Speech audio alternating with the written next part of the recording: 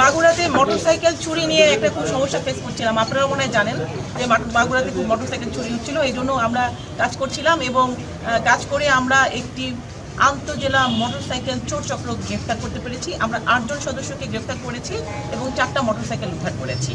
এই 8 জন সদস্য হচ্ছে যাদেরকে আমরা 8 জন যে চোর আমরা গ্রেফতার করেছি, এরা হচ্ছে সজীব, নূর মোহাম্মদ, মনোয়ার শেখ, আসিফ মল্লিক, তারপরে হচ্ছে আপনার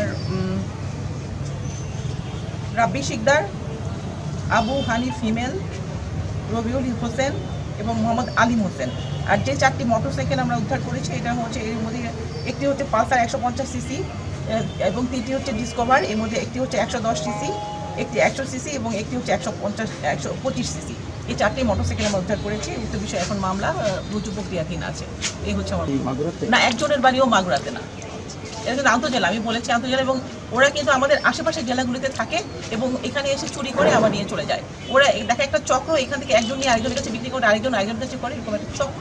তো আমরা ধারণা করছি এবার মাগুরাতে মোটরসাইকেল চুরিটা বন্ধ হবে। সবাই ভালো থাকবেন, ভালো থাকবেন।